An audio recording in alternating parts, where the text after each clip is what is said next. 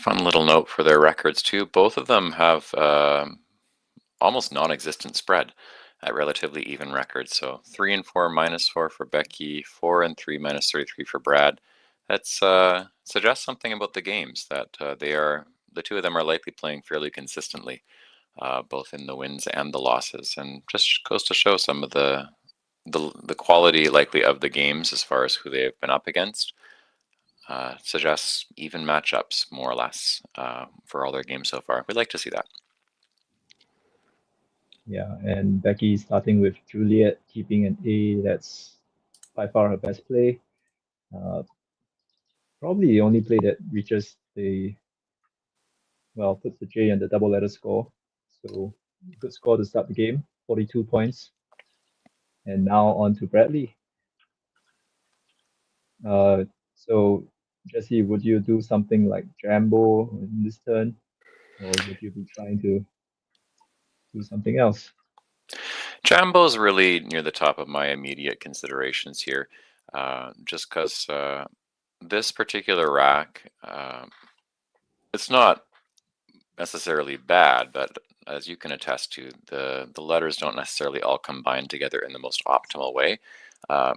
IVE, of course, ends a lot of words, so Jambo, besides scoring well, leaves lots of opportunities for IEV to combine. There's not really going to be any one leave where the letters in and of themselves are amazing.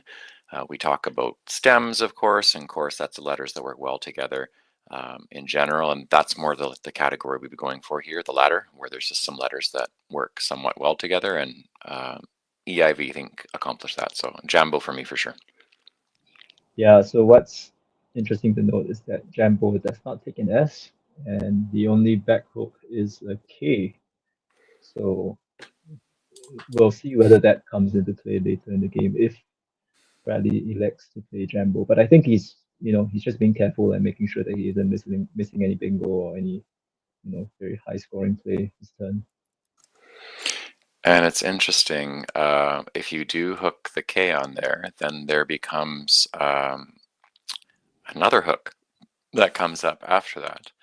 And it's a really specific, fascinating verb once it becomes jambok. Just for those who like studying definitions out there, perhaps in the chat, see if you can recall what this verb, when it becomes jambok, what the verb is. And then there's a variant spelling.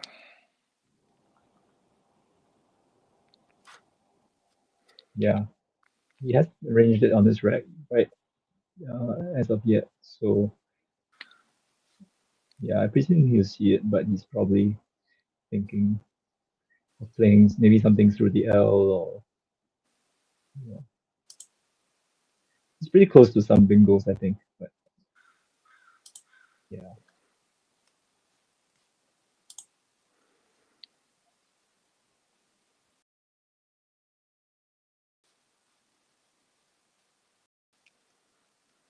While we're waiting for Brad to ponder, Becky has got lots of the clunkers all together at the same time. 2 W's and a Y.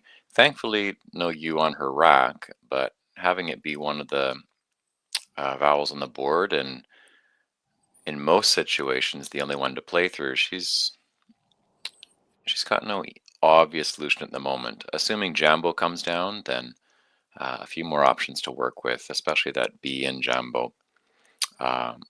But let's just see what Brad does here first, given it may not be Jambo. Oh, He's looking at bomb, which is a lot more restrictive, I think.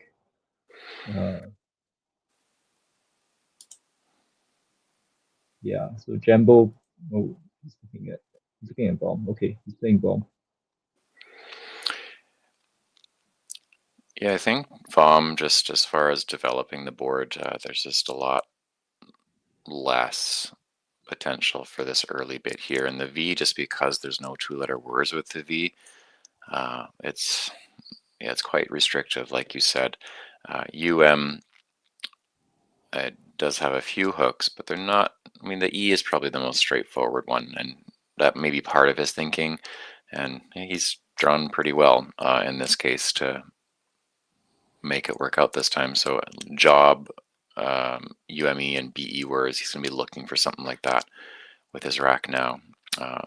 Becky, as we were saying, has those clunky letters that aren't going to easily unload here. Yeah, exactly. What are you liking here? Ideally, the W, one of the W's and the Y have got to go in some way, I think. But is there really a way to score with them? Is the question.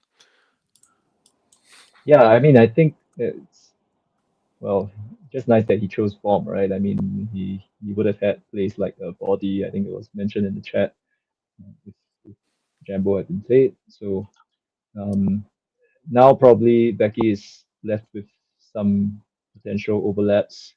Uh, on top of Juliet, something like TWAY, Tway, perhaps playing below Juliet on top as well. But yeah, maybe below is going to be slightly more controlled and slightly more favorable for a position. So in this case, I think playing below would be helpful, partially because okay, we'll see what she does. She might be playing weighty Weighty or Wad, one of the two, or perhaps. wall, maybe. Wa would be the removal of the W's altogether. That I could see that. Yeah. Wall is a little bit offensive as well because it takes many back hooks. Yes, Uh, and we will be seeing that used very shortly here. and yeah, it takes an A, an E, an L, S, many things. And immediately Bradley plays Bailey's, blanking an S. So that's gonna be probably in the 90s. Scoring very well. 92 points. Speaking of Baileys, there is no Baileys in my coffee at the moment. It is a straight up coffee. For those of you who drink your coffee with a little extra in it, I'm not doing that today. It's just pure black No. goodness. Oh, it's in the morning. It's all right to drink. It is. It's 5 o'clock somewhere, or in your case, it is even later than 5 o'clock. But no, Yeah. just coffee for me. Nothing in it. All right. So what do we have for Becky? It looks like she's drawn sub, I believe, to the letters she left over. hmm Yeah, probably thinking of just using the triple letter score on the left of Bailey's, something like BAYT that jumps out at me. But I would probably also spend a little bit of time thinking about the L, whether there's anything I can do to reach the triple word score. Um, there's nothing that jumps out at me at the moment. Yeah, I don't see anything obvious there either when I think about some of the options. I'm liking what you've mentioned, the left of Bailey's as standout. It can be hard sometimes to leave your only vowel as a U on your rack, with a number of consonants this early in the game. They're good ones. It's just there's kind of like this gut sort of like impulse, like I don't know if that's the greatest, but there really isn't. There's not many other choices here in this case. I suppose if you don't play to the left there, Dobby and Bai is maybe something Yes. considerable, but I'm still I'm still liking, for me personally, I'm liking bait, like you said, to the left of Bailey's, but Dobby I could definitely see coming down possibly from Becky as well. Yeah. Dobby's a pretty good option. Another thing that she might consider is below bomb. And she can play BUY by forming the nice Umu and setting up an S as well in that position. So that's okay. She plays bait. I mean it's quite natural to kind of gravitate towards using playing a parallel play, uh, you know, with a triple letter score. So I think that's what most players will notice first. Um, yeah. Yeah, and it was mentioned in the chat as well. We didn't technically discuss it out loud. Uh, by BUY, making Umu and Job. Also, as far as a play that scores pretty well and balances, definitely a considerable option. I think if I think out loud, one of the reasons why perhaps simulation wouldn't like it so much is just because it further restricts the board. Um, and you'd still be behind after that, and Brad would be up a tempo on a fairly close board, minus the top half of Bailey. So it may be that it doesn't simulate as well because of that, but certainly a nice play. And Bradley playing Lumpy pretty quickly. So I think the interesting thing is also, he could have also played the YEZ below Vom. So that position actually scores a lot more than it looks, because you get the additional points from the J, you get a triple letter score, all that. But yeah, I mean, I think he's also probably playing quite strategically to keep the Z. Um, it's a great town nowadays. So I think that's a good choice by Bradley. Yeah, I like his choices here, and he's grooming and preparing for scoring. Like you said, I see in the chat there was questions of whether Josh Castellano's been on stream, and yes, he has been at least once. We know because we called a match where he was on stream. So yes, he has been on. I imagine that he will likely be on again at some point today, but we'll find out round by round. Who we have on this particular round: Brad Whitmarsh and Becky Dyer. Becky has Daturas lined up on her rack. The question is what she does instead, given there is no place for this 7. Yeah, not that easy. I mean, if you want to play for points, there's things like Dart alongside Bailey's, but that's not probably not worth keeping the U in this case.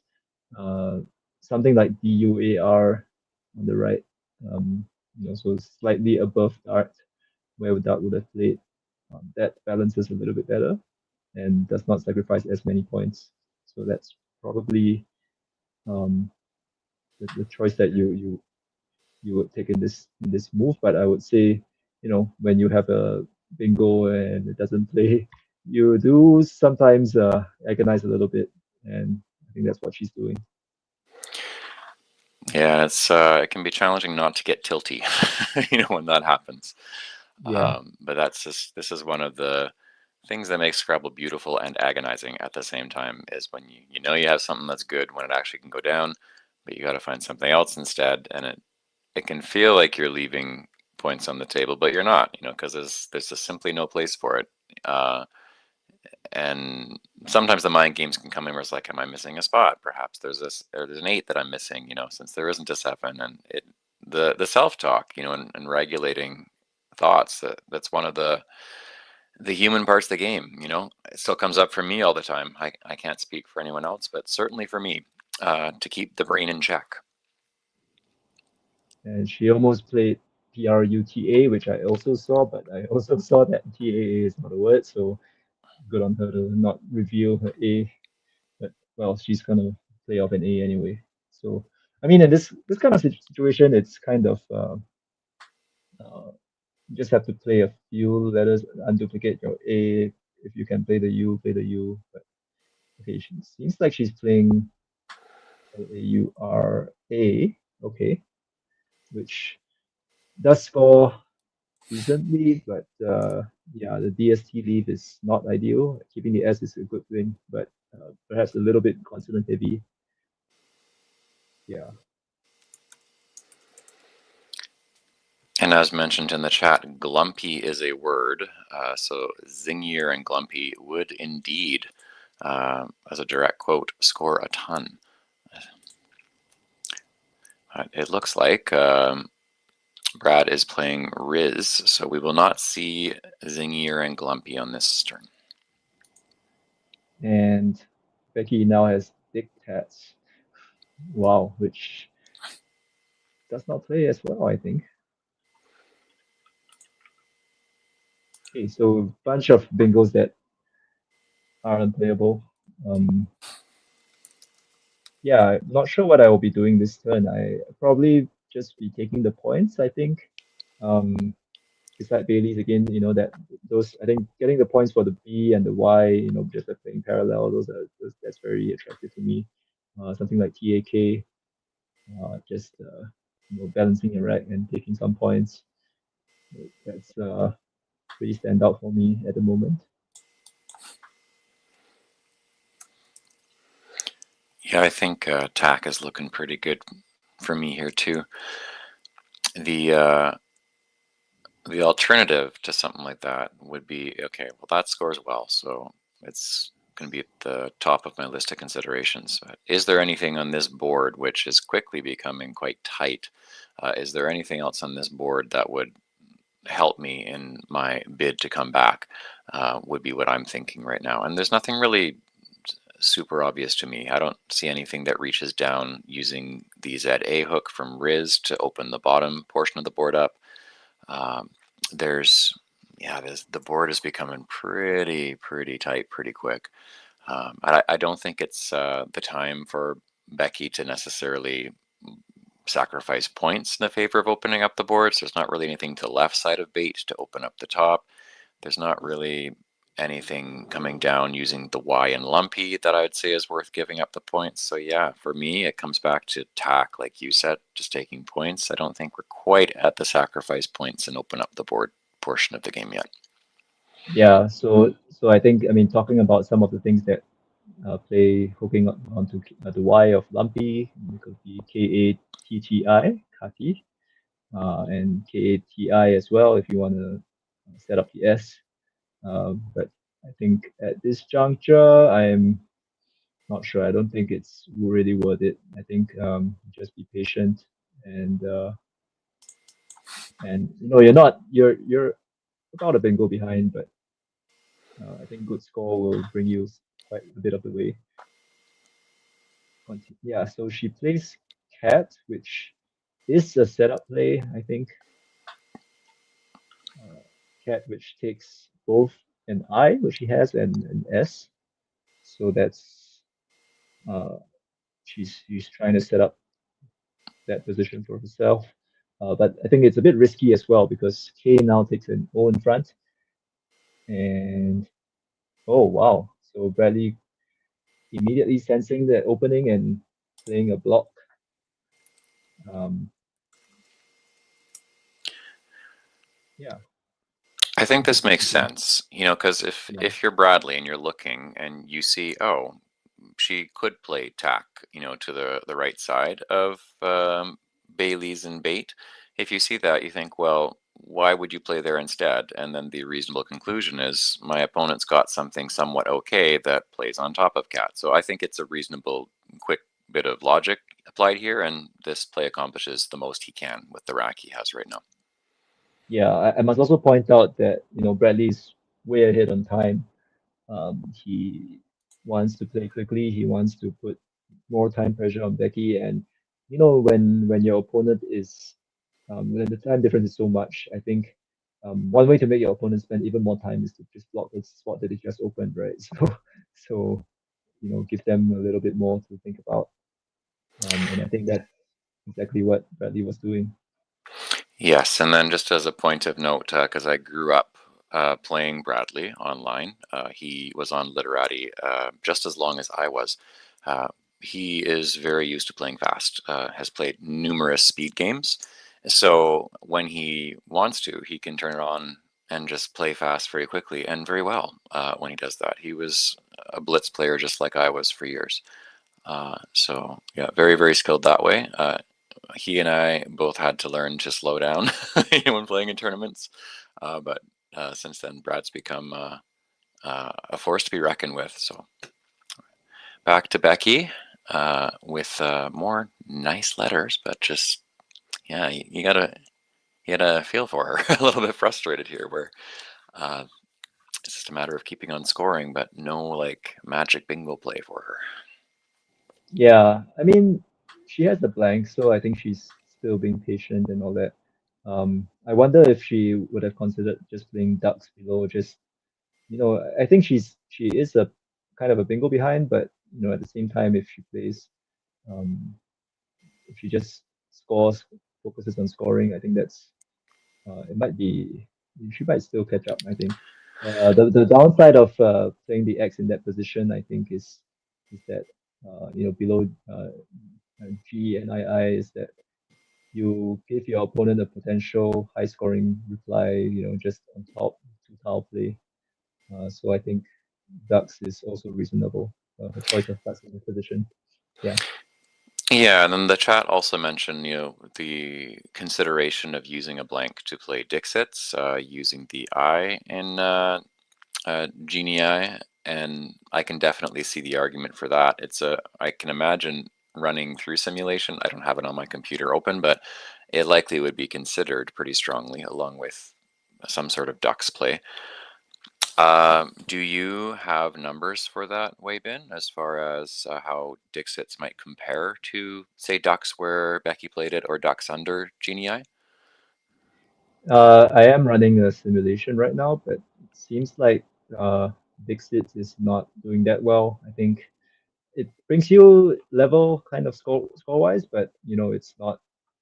I don't think it's really enough, especially since your other options, the score maybe about slightly over. I mean, about 26 points less, and they retain the blank. Yeah, the blank is still. I mean, even though it's not a very conducive board for bingos, but it's still a blank. So I think at the moment, Ducks below, not in the position that Becky played it, below Genie I is simming at the top.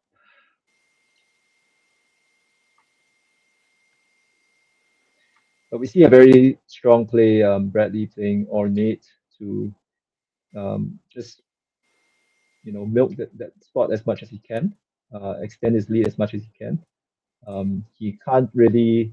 I don't think he can be too worried about bingo or whether he. I don't think he should be trying to fish too much. He should just try to score consistently, and I think that's yeah, Ornate is quite a good choice.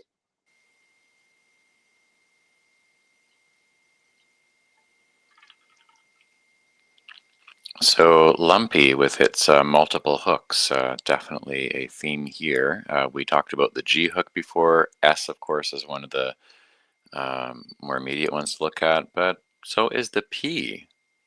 So dispute, I believe, is playable on top of lumpy, and stupids as well are two options. Dispute scoring slightly more, but both are playable in that spot. Do we have anything else as I think out loud, perhaps somewhere else on the board? I haven't found anything yet, but yeah, Plumpy and You have Slumpy. spotted, yeah, you have spotted them all. So Dispute and Stupids, those are the only two playable bingos in this turn. So she has to spot Lumpy, and she does. Oh wow, okay. Very good play.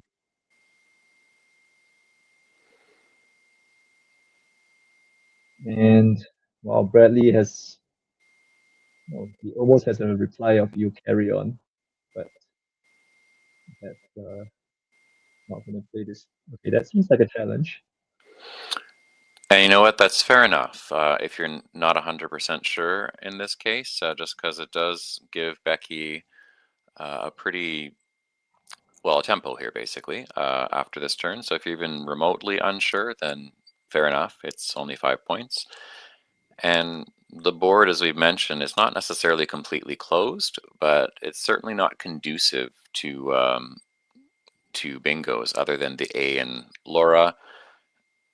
And Bradley knows on his rack he's got nice enough tiles, but there's not really any blatant scoring tiles because in the absence of bingoing, you would ideally want to have some big play off of Genii to the triple word score, and he doesn't have that either. So definitely worth a challenge if you're not sure. Yeah, I mean, I think this puts Becky ahead slightly. So that's if you're not sure, I think it's definitely worth a challenge. Um, Bradley has not put his house back on his rack yet, but he does have a few plays that extend not from the eye of genii, but actually hooking onto Riz, Z of Riz, to reach the triple word score. Of course, you can play it in both spots actually, but I think one of the highest scoring plays is going to be Ouncer, Ouncer, and there is one higher scoring play for him, which is quite a creative one actually, and not all the players would see it. I think in this position, which is actually an extension of JO. Jesse, I'm sure you see it right Hmm. now. It's a nice play. I was thinking pretty strongly about that in this case. It looks really good.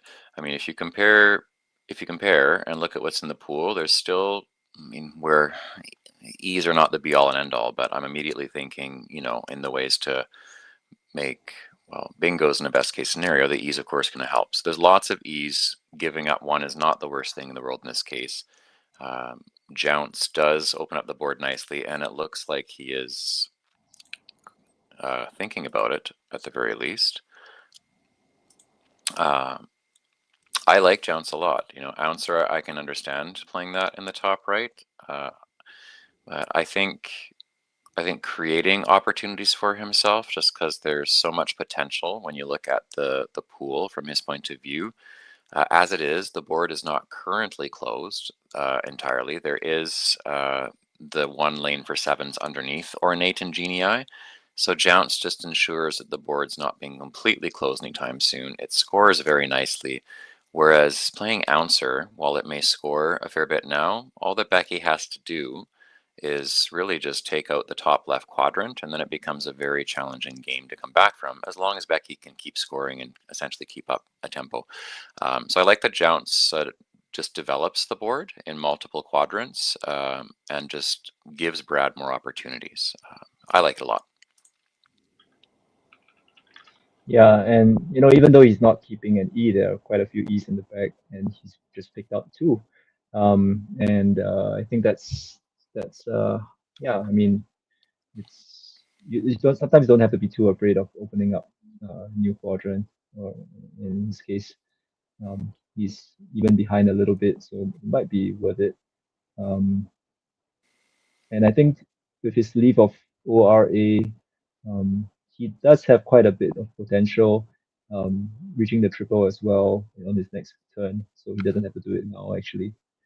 Um, and Becky going for whom, which I think is going to be a higher scoring play, but also pointed out on chat is VHM, which really tightens up the Jounce area that was just open because of all the potential scoring plays that might go there, as well as the hooks, right? The Jounce and Jounces both playable and Rosiate slightly more with, immediately. yeah, exactly. And that's where Vem, if it comes down, that prevents that from happening.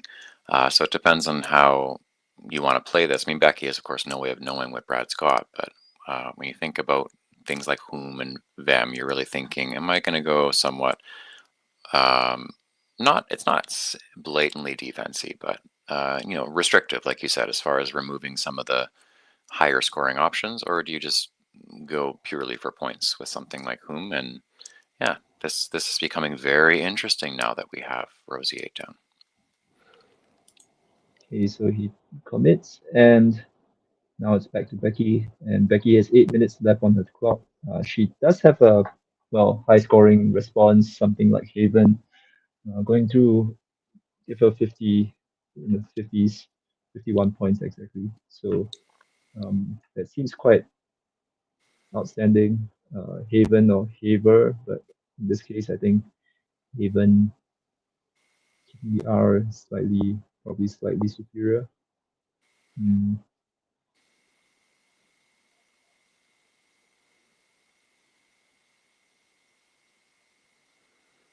Yeah, so some discussion in the chat about whether she should have played whom or whether she should have played Bam.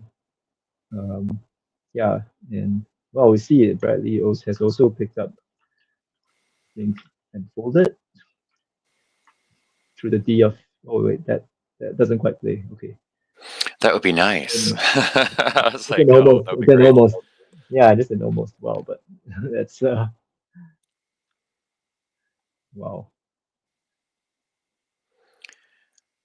Yeah, definitely lots of chat about the two moves. I think for me personally, I like Vem a little bit more, but my personal playing style is while I do like points and I like variance, I don't necessarily like it just for the sake of it. I think after Jounce, when you consider what the board looked like uh, before playing that and why Brad would play it, I mean, he's not indicating a whole lot about his leave, but Vem just takes out a lot of the worst case scenarios for me. Um, so I personally lean towards that, but I definitely understand the arguments for whom, and I think they're reasonable. Well, I mean, one point is that if even if you play Bam now, you still have the Who hook the next turn, right? You can still play that spot the next turn. So I mean, it's more of whether you think the immediate point sacrifice is just to control that spot is warranted. Um, yeah, and yeah, it's been pointed out that Bradley has Enfold, but he's probably doing some calculations, thinking of trying to see what's left in the bag. It's probably he wants to avoid picking up the queue, I think, for sure. And he's also probably thinking about whether he wants to do something maybe to block the bingo line that's below Genie I. But I think in this case, Enfold, he has to take the points. Um, Pretty clear to me, I think. Enfold, I think, is the standout for sure.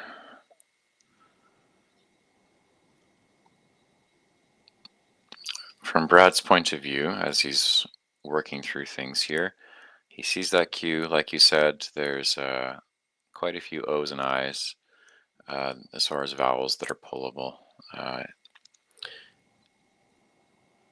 And then just some, yeah, there's higher scoring consonants that can possibly obscure and complicate his rack. So I think the more you look at what can be pulled, yes, there's lots of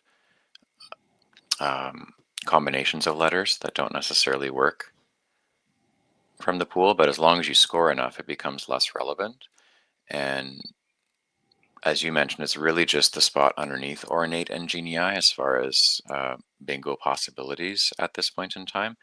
And I think personally, it's just if Becky has one, so be it, is really the thoughts you have to go with. And just, yeah, you take the points and he's put down and folds. So very good, Brad.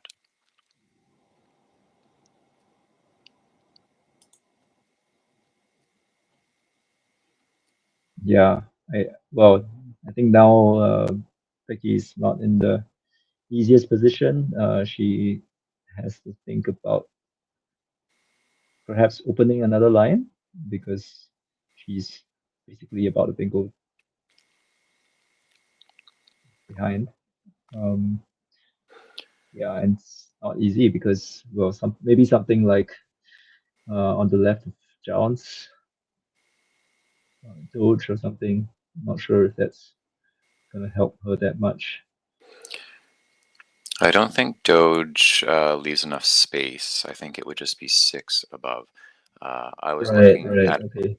Org. I don't know if it's necessarily time for a play like that yet, but Org does accomplish that. Something shorter like Ode to the E in Jounces is also, I mean, like there's lots of interesting options. It depends on what you think you're going to pull from the pool. I think if you're playing in that bottom left area, but that would be the the zone to create an opening, like you said. Uh, there is the A in Laura to make 8s, but based on what Becky's got on her rack and just me very quickly looking at the pool, I'm not sure there's anything obvious to draw on in her case as far as 8s are concerned. So I'm leaning towards creating a new lane, like you said. And I think Yeah, I'm not sure which thing I play in the bottom left, but it may well be that time. And the challenge here for Becky is she's low on time, and Brad, in Bradley fashion, has managed to play very quickly. So he has plenty of time to ponder. Becky's also going to be thinking about the potential to pull the cue, which would absolutely devastate her comeback efforts. She has to be thinking in the mindset of Brad pulling it and having to give up a turn essentially to deal with it. So there's lots to ponder here and not a lot of time on Becky's side.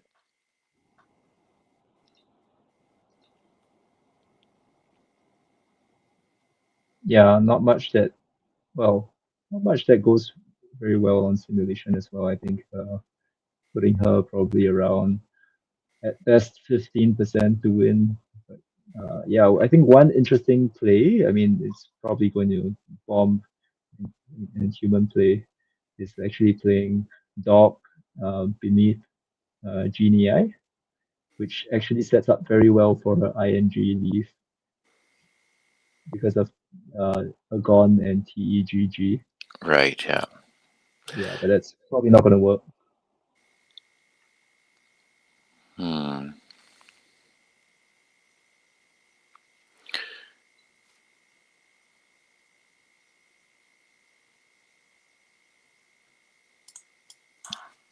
Yeah, so some suggestions in chat about playing something like doing, which sets up the S uh, and well basically threatens a high scoring play in that spot and perhaps distracts Bradley from blocking the bingo line available. So that's pretty worth I think it's worth thinking about. Um, some some kind of in a way a desperation move, but uh, opening another quite potentially quite scary threat.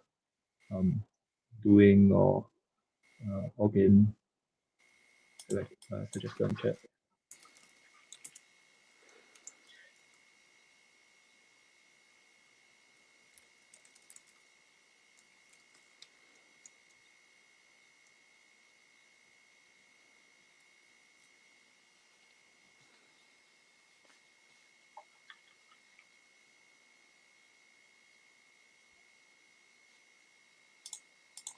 So Bradley with QI, he takes a more sensible spot to block the bingo lane. So I think, well, we're basically at 9 tiles unseen. Um, it's I guess it's possible for Becky to fish one and see what happens, but I think she's decided that it's not worth it.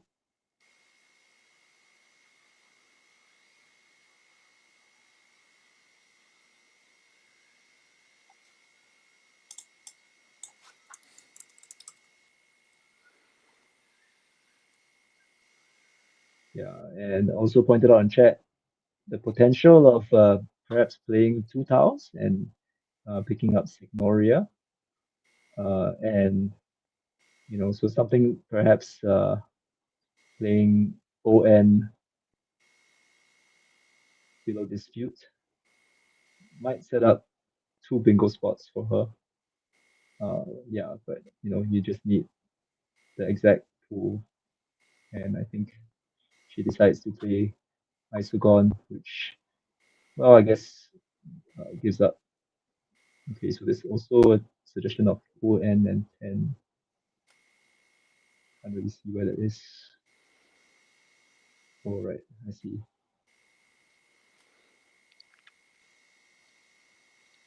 Hmm. Oh yeah, that's fine as well.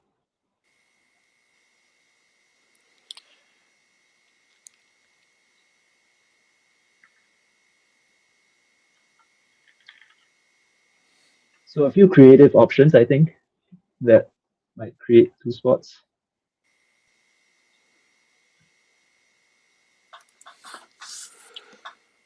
Yeah.